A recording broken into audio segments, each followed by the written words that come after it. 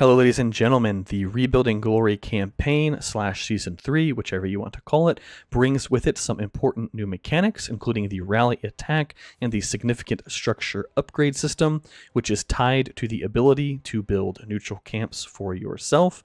So I wanted to make a quick video talking about those things, but before we get into that, I did want to mention that I'll be doing a giveaway on Tuesday, June 28th. I'll be giving away 4 season passes to random people who comment on my El Row Here overview that'll be coming out that day. Those season passes are courtesy of Codashop.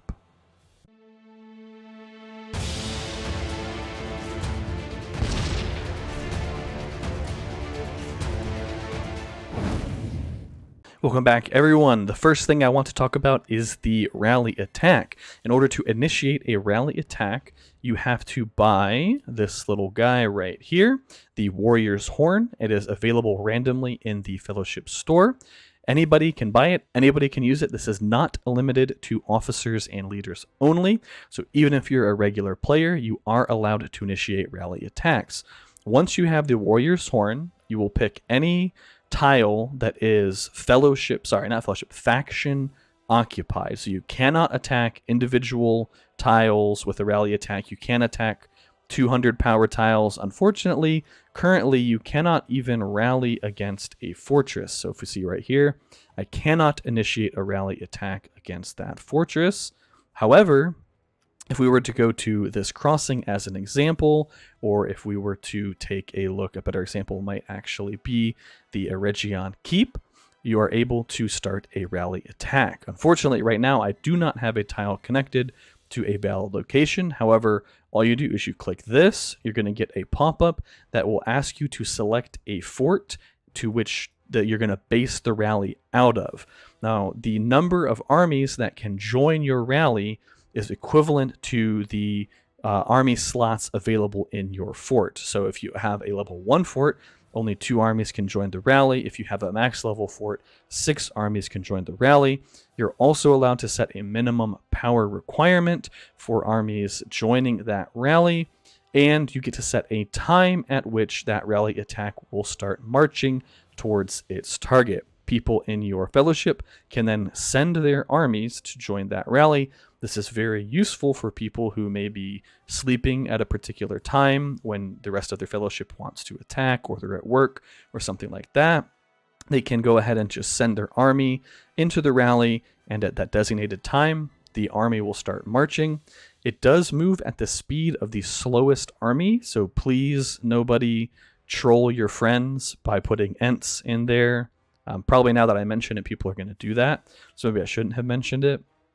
But one big advantage of this, particularly when it comes to taking crossings and other choke points, is that these 6 armies will all land at exactly the same time, which means the whole guard cycling thing that people like to do, where they'll stand on an adjacent tile, take a fight with guard on, turn guard off to reinforce, and then once they're reinforced and back at full strength, they'll pop guard again.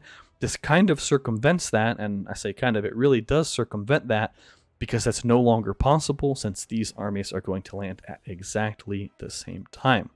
Next up, we have the significant structure upgrade system. You should see a new option in the fellowship menu here. And it's going to list all of the significant structures in the game, as well as their development levels, and you can see what bonuses are attached to those development levels. One big advantage of this system is that certain keeps and structures are tied to specific neutral or hireable unit, whatever you want to call them. So for example, at Bree, if you have Bree to the max level, everybody in this faction that controls Bree, if you're good, can now construct their own Bree Rider outpost. Each hireable unit is tied to a particular keep or structure. You can go through and find, which ones you might want to build, based on what faction you are. If you're Mordor, you're going to want to get the Mumakil one upgraded. If you're Linden, you'll probably want the Keeper one upgraded. Obviously, as Arnor, we wanted the Bree Rider one upgraded. Once that structure hits the max level, or you unlock the ability to build that camp, you build it just like a fort. You select a tile, you pick what you want to build, and then you build it. Very easy, very simple. And now we will finish up the video by talking about how to actually upgrade those structures. We'll use Brie as an example. That's not Brie, that's Fornost. So it's very simple. You move your map to where that is on the map. And now there is an enter button. You don't want to move an army. Don't make that mistake. You have to enter the structure itself, and you can dispatch a commander to that structure's garrison. There are certain commander bonuses tied to these structures, and it involves the lore of Lord of the Rings. I don't want to spoil it for anybody, but certain commanders actually get a bonus. You'll dispatch any commander you like to garrison the structure, and then once they are at the structure, you go to your tavern, you open the tips menu, and there's going to be a new tab down here that will give you tips for that structure in particular. So far, I've seen sweeping some mobs, sending some resources, and waiting a certain amount of time. You're allowed to re-roll this tip once every 2 hours. You can only do 10 tips per week. There is a little trick, I believe, to get around that re-rolling cooldown, where you can recall your army home and then send them back out. And I do believe that will re-roll the tip. So if you send an army out that has no units and you don't feel like sending armies to that commander to do the sweeping, you can recall them and then send them back out, and you should get a different one. Each of those tips is associated with some amount of developmental progress, and you're basically just leveling up the structure. It's essentially equivalent to some amount of experience for the structure. Once it hits the max EXP, it levels up. It's a very interesting system, in my opinion, much better than the Season 2 one, where you just got a bonus for having the keep.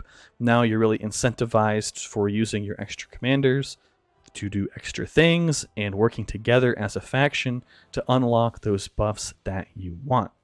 All right, guys, that's it for this video. Hope you enjoyed it and learned something useful. I'll catch you in the next one. Phoenix, over and out.